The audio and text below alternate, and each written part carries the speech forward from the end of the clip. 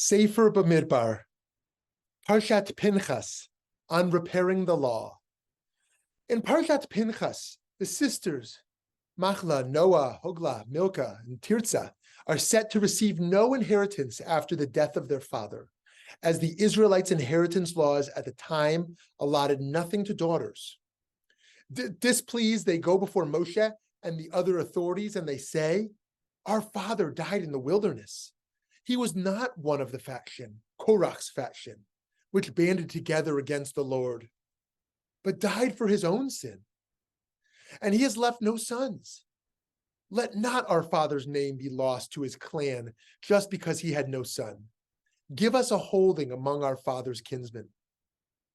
Moshe, presumably though, doesn't know which way to rule. So he brings the case to God. And God tells Moshe, the plea of Slavchad's daughters is just. And God not only gives Machla, Noah, Hogla, Milcah, and Tirzah their inheritance, but adjusts the inheritance laws for all. Once this case is resolved, it's called a chukat mishpat, a decree of justice.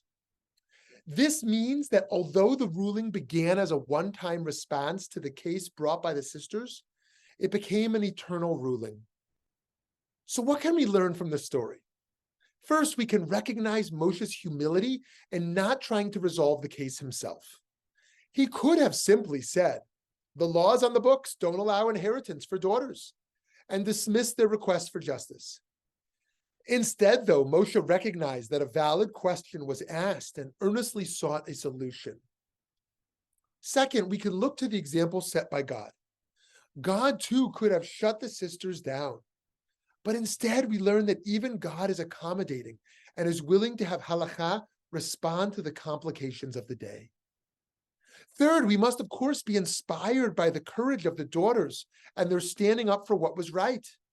By fighting for their own interests, they even had the laws modified for everyone, including those in generations to come. Perhaps God even left this gap with the intention that we ask for it to be repaired.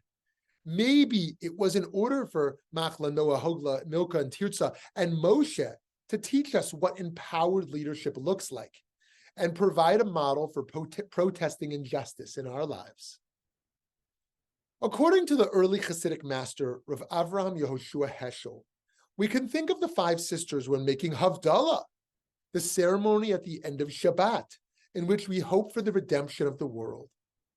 Drawing on the Zohar, he teaches that the five fingers around the cup of wine represent the five salvations of the redeemed world: the high holy crown, loving kindness, compassion, wisdom, and understanding. Rav Heschel, the Apter Rebbe, teaches, and those five salvations are called daughters of Slavchad. And this is the explanation of the verse, and the daughters of Slavchad approached. They approached themselves to their higher root. That are the five salvations spoken of above, since they are called daughters that surround the Shekhinah, since they receive the flow from the higher source. The daughters were able to go up to their source and their higher root so as to make the flow descend and fill up the cup of salvations, which is the secret of the holy sovereignty. And their desire was to bring about salvation and redemption.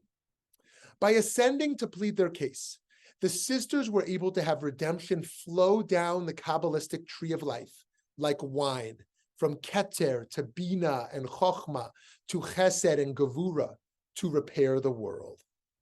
However, we cannot look at this as a feel-good story in the Torah and not see its implications for our own time. If God at one point offered a law that had moral gaps, how much more so in our flawed human legal systems? Will the systemic injustices be addressed only if the marginalized and their allies stand together and demand a better world? Our Torah portion teaches us that it is insufficient to simply accept things as they are. We also need to look yearningly toward the way things ought to be. It is serendipitous that immediately after the law gets adjusted, God tells Moshe, ascend these heights of Avarim and view the land that I have given to the Israelite people, When you have seen it, you too shall be gathered to your kin, just as your brother Aaron was. Here, Moshe must see the promised land, which he won't get to enter.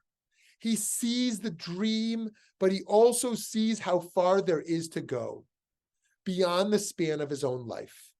And yet his work is not done. He must appoint Joshua as the one to take over for him as leader of the Jewish people. We learn from the Torah that as Jews, we need to be dreamers. While there is a time and a place for being satisfied and grateful for our lives, we cannot be content with society and all its flaws. We are called to, like Moshe, go to the mountaintops to envision a better world. And we must go to God with our pleas that brokenness will be repaired.